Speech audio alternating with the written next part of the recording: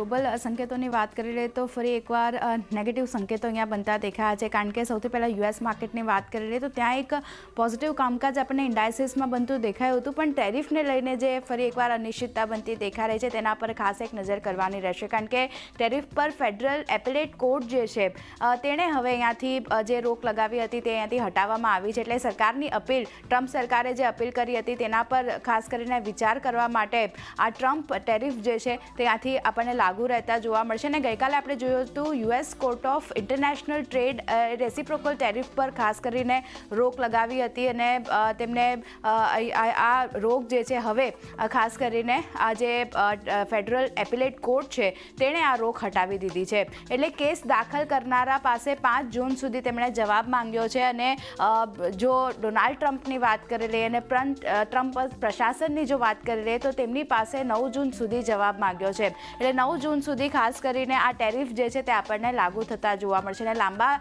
સમય માટે આ સ્ટે મળવાના કારણે આ ટેરિફ જે છે તે ત્યાંથી લાગુ રહેતા આપણને જોવા મળશે. અને જો મુદ્દો સુપ્રીમ કોર્ટ પહોંચે છે તો પણ આ ટેરિફ જે છે તે અહીંયાથી લાગુ રહેતા જોવા મળશે. તો ફરી એકવાર જે ટેરિફને લઈને અનિશ્ચિતતા બનતી દેખાઈ રહી છે એની અસર આપણે ઓવરઓલ માર્કેટ પર જોઈ રહ્યા છે. પણ બીજી બાજુ ટ્રમ્પ ટ્રેડ એડવાઇઝર જે છે તેમના તરફથી એક નિવેદન આવતું દેખાયું છે. જુઓ, પીટર નોવેરાનું એક નિવેદન આવતું દેખાયું છે. તેમનું કહેવું છે કે ટ્રમ્પની ટેરિફ નીતિ જે છે તે હજી જીવંત છે અને મજબૂત છે, અને ખાસ કરીને નોકરી અને ફેક્ટરીઓની રક્ષા માટે ટ્રમ્પ ટેરિફ લાગુ કરવામાં આવશે. એટલે હવે ખાસ કરીને 9 જૂન સુધીનો જે સમય મળ્યો છે ત્યાં સુધી તો ટેરિફ જે છે તે ફરી એકવાર આપણને લાગુ થતા જોવા મળશે. એને કારણે યુએસ માર્કેટમાં જુઓ થોડી નિરાશા આપણને બનતી દેખાઈ હતી. ડાઉ ફ્યુચર્સ એક સમયે 600 પોઈન્ટ્સ જેટલો ઉપર હતો, પણ વાત કરી લઈએ તો ઇન્ડેક્સ જે છે તે લગભગ 100 પોઈન્ટ્સ જેટલો વધીને આપણને બનતો તો દેખાયો હતો. એટલે અહીંયા એક ધ્યાન રાખવાનું રહેશે. બજારને કોર્ટનો નિર્ણય જે છે તે અસ્થાયી છે તેવું માન્યું છે, એટલે બજાર તરફથી જે આ ન્યૂઝ છે ત્યાંથી ખાસ કરીને ફેક્ટરિંગ કરવામાં આવ્યા છે. ડાઉ જોન્સની જો વાત કરી લઈએ તો લગભગ 300 પોઈન્ટ્સ સુધી આપણને ઘટતો જોવા મળતો દેખાયો હતો, અને એનવીડિયાના જે પરિણામ આવ્યા છે અનુમાન કરતાં સારા નંબર્સ અહીંયા જે રીતે આવતા દેખાયા હતા એને લીધે S&P 500 અને નાસ્ડેકને ખાસ કરીને સપોર્ટ મળતો દેખાયો હતો.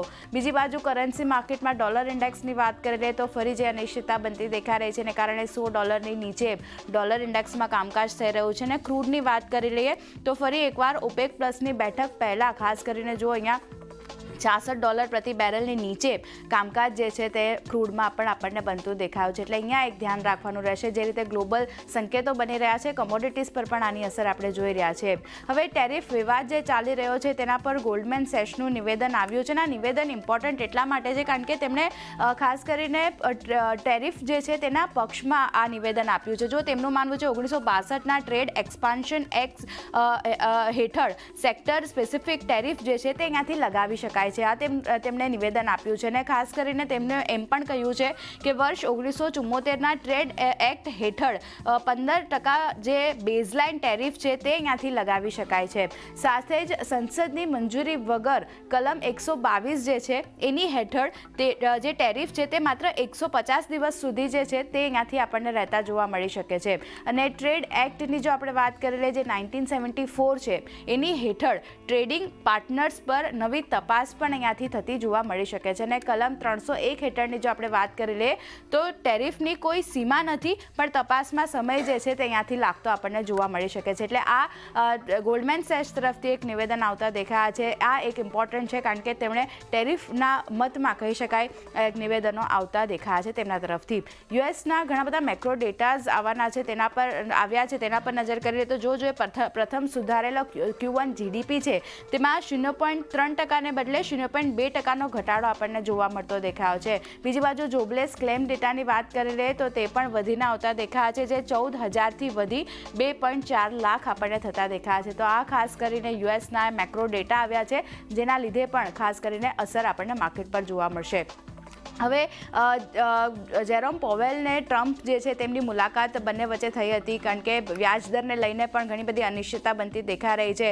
તો ટ્રમ્પ તરફથી એવું કહેવું છે કે પોવેલ વ્યાજદર ઘટાડીને ભૂલ કરી રહ્યા છે, પણ બીજી બાજુ પોવેલ કહી રહ્યા છે કે મોનેટરી પોલિસીની આશા પર ટ્રમ્પ સાથે ચર્ચા જે છે તે કરવામાં અહીંયાથી નથી આવી. અને ટ્રમ્પનું માનવું છે કે નીતિગત નિર્ણયો લક્ષ્ય અને બિન રાજકીય દૃષ્ટિકોણથી ખાસ કરીને જે નિર્ણય છે વ્યાજદરને લઈને અને તે અહીંયાથી લેવામાં આવશે, પોવેલ તેઓ કહી રહ્યા છે. અને ઇકોનોમિક ડેટા અને આઉટલુક મજબૂત જે છે તે અહીંયાથી પોલિસી જે છે ત્યાંથી આપણને રહેતી જોવા મળશે. એટલે અહીંયા એક ધ્યાન રાખવાનું રહેશે. પોવેલનું આ નિવેદન આવતું દેખાવ છે. અને પોવેલનું પહેલેથી જ એવું નિવેદન છે, એવું માની રહ્યા છે કે મોંઘવારી જો કંટ્રોલમાં આવશે ત્યારબાદ જ તેઓ વ્યાજદર જે છે તેમાં એક ઘટાડો કરવાનો વિચાર છે. પણ અત્યારે આ જે રીતે બંને વચ્ચે મુલાકાત થઈ છે તે પણ એક ઇમ્પોર્ટન્ટ ફેક્ટર બનતું દેખાઈ રહ્યું છે. હવે ખાસ કરીને આજના મહત્વના ડેટાની વાત કરી લઈએ યુએસના, તો જો પીસી ડેટા આપણને આવતા દેખાશે, ટ્રેડ બેલેન્સના ડેટા આવવાના છે અને કન્ઝ્યુમર સેન્ટિમેન્ટના ડેટા પણ આજે રિલીઝ થશે. તો આ બધા ડેટા પર પણ ખાસ એક ફોકસ રાખવાનું રહેશે. પણ ઓવરઓલ વાત કરી લઈએ તો યુએસ માર્કેટ તરફથી થોડા મ્યુટેડ સંકેતો, પણ એશિયન માર્કેટની વાત કરી લઈએ અહીંયા નબળાશના સંકેતો બનતા દેખાયા છે. જ્યાં જુઓ નિક્કેઈ, કોસ્પી, તાઇવાન ઇન્ડેક્સ બધામાં 0.5% થી 1% સુધીની વેચવાળી આપણે જોઈ રહ્યા છે. અન્ય ઇન્ડાયસીસમાં પણ શંઘાઈ, સ્ટ્રેટ ટાઈમ્સ, હેંગસેંગમાં પણ 0.5% વધુની વેચવાળી આપણને બનતી દેખાઈ રહી છે. તો એશિયન માર્કેટ તરફથી નેગેટિવ સંકેતો છે. ગિફ્ટ નિફ્ટી શરૂઆતી કારોબારમાં ફ્લેટ સંકેતો અહીંયા બનતા દેખાયા હતા. અત્યારે પણ જુઓ ફ્લેટ ઓપનિંગના સંકેતો બની રહ્યા છે અને લેવલ સ્પેસિફિક 24,948ના લેવલ ખાસ કરીને અત્યારે ગિફ્ટ નિફ્ટી તરફથી ઇન્ડિકેશન મળતું દેખાયું છે. તો જે રીતે યુએસમાં થોડા ઘણા પોઝિટિવ સંકેતો, એશિયનમાં નેગેટિવ કામકાજ આપણે જોઈ રહ્યા છે, આપણા માર્કેટ આજે ફ્લેટ ઓપન થાય તેવા સંકેતો અત્યારે બની રહ્યા છે. જી આરતી,